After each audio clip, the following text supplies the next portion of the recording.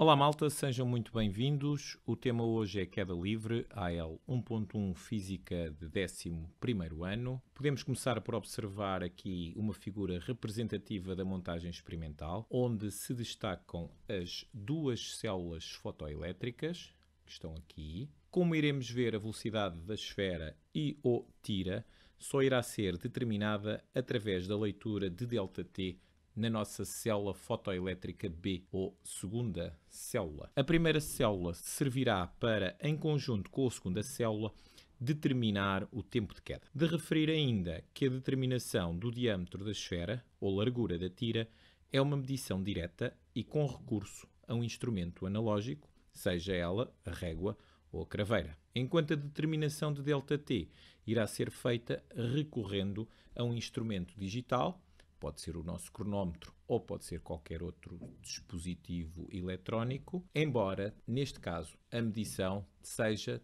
também direta. Quanto a medições indiretas que passam pela realização de cálculos, temos depois, então, a nossa velocidade e a nossa aceleração. Queda livre, considerações experimentais. Vamos primeiro ao significado de queda livre, que, tal como a nota de texto aponta, não diz respeito exclusivamente ao movimento de queda, mas sim ao movimento de um corpo sujeito apenas à força gravítica. Peço-vos agora que coloquem os óculos 3D e os retirem logo a seguir, pois o esquema que a seguir se apresenta foi considerado arcaico. Cá está as nossas células fotoelétricas, estas coisinhas azuis, e temos agora, numa aproximação um bocadinho ridícula de uma imagem estroboscópica, o movimento da esfera a partir do repouso e sujeita apenas à força gravítica. Porquê é que a força gravítica que atua na esfera é constante? Porque o afastamento h, à altura a que se encontra a esfera do raio da Terra, é demasiado pequena. Como também as outras grandezas presentes na fórmula não variam, então podemos considerar a nossa força gravítica constante. Podemos ver através desta figura aqui à direita que o campo gravítico, a zona de ação da força gravítica, é constante quando estamos perto da superfície da Terra. Cá está, desvendando um pouco do objetivo do trabalho. Se a força gravítica é constante, a aceleração da gravidade também o deve ser. Podemos então ver como utilizaremos os dados recolhidos pelas células fotoelétricas. Na célula de baixo, utilizamos esta relação. Qual é a justificação para utilizarmos a fórmula da velocidade média no cálculo de uma velocidade instantânea? Bem, como o diâmetro da esfera ou largura da tira é suficientemente pequeno quando comparado com a distância percorrida, o ΔT de passagem também será pequeno. E, portanto, podemos assumir à passagem da esfera que a velocidade não varia, é constante. E, por isso, a nossa velocidade média será igual à velocidade instantânea e podemos utilizar esta fórmula, onde o d, volto a destacar, será a largura da tira ou o diâmetro da esfera. Esta é a justificação. A primeira célula, em conjunto com a segunda, será para determinar o tempo de queda, que iremos utilizar no cálculo da aceleração.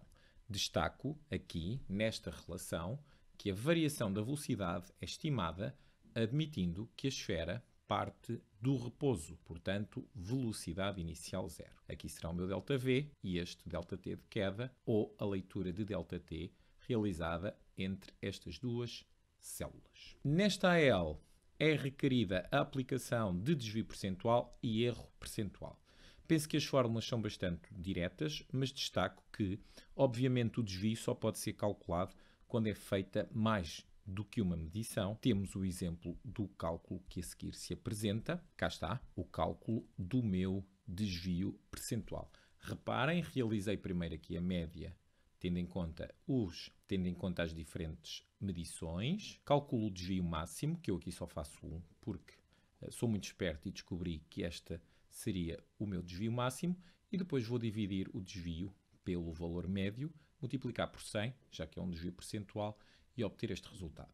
O erro percentual, depois de eu calcular o valor da aceleração, vou agarrar no meu valor tabulado, que pode ser perfeitamente 9,8 metros por segundo quadrado, fazer o cálculo e multiplicar por 100. Aqui à direita temos apenas uma ilustração do que seria a célula atravessar o feixe sem ser pelo seu diâmetro. É com a variação do ΔT de passagem que nós poderemos obter grande parte dos erros. Como? Com a esfera a atravessar o feixe sem ser pelo seu diâmetro ou através da rotação da placa ou da tira. No caso de, como está nesta figura, a esfera atravessar o feixe sem ser pelo seu diâmetro, o ΔT de passagem lido será menor e logo a velocidade e a aceleração serão consequentemente maior. Se houver uma rotação da placa, a consequência previsível é de que o ΔT possa ser maior e, portanto, a velocidade e a aceleração serão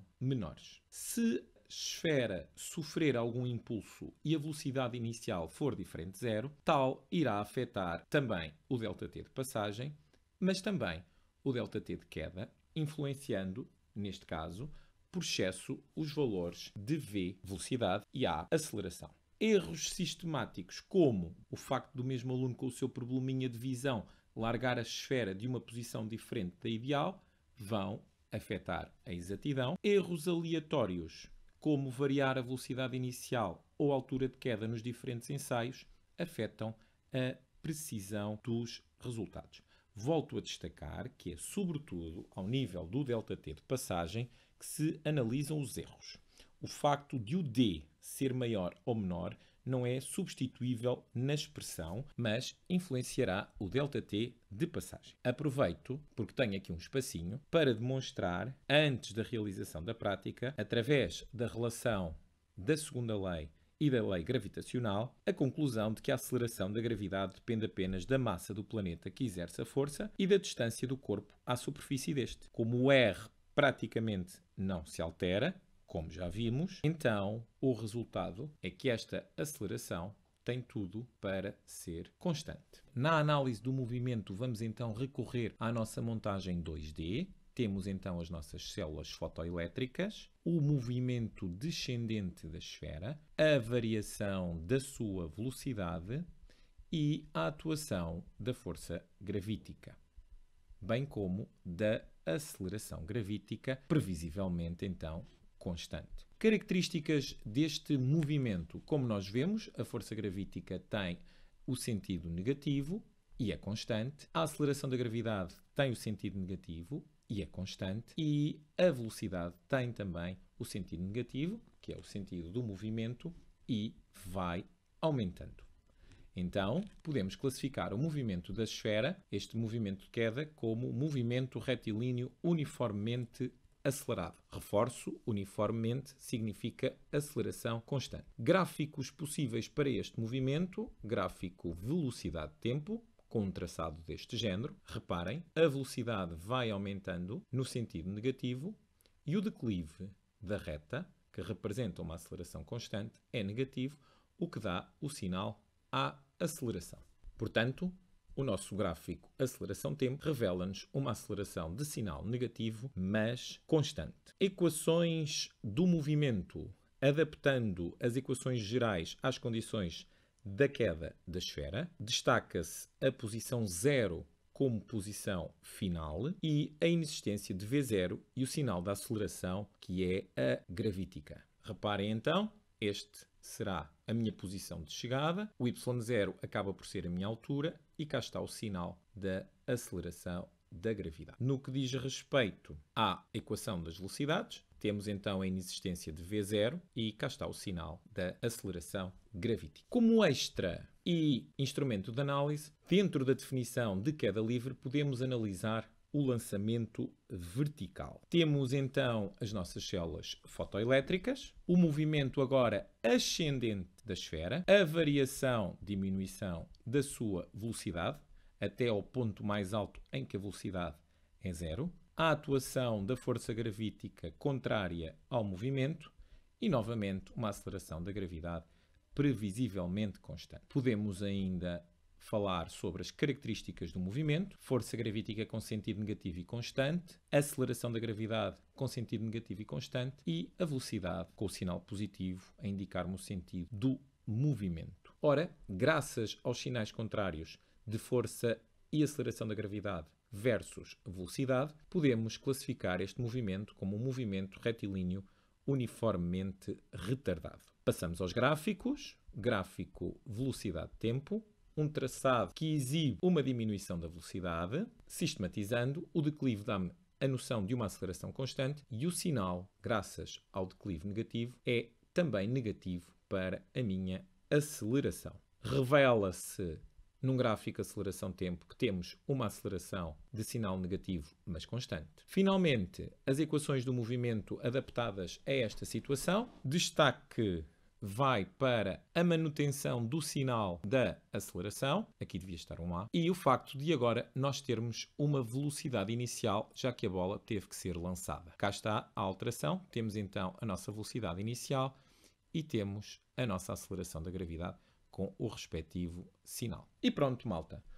Foi mais uma queda, mais um vídeo. Espero ter contribuído, não para as vossas quedas, mas para a liberdade que tens de estudar e acertar respostas.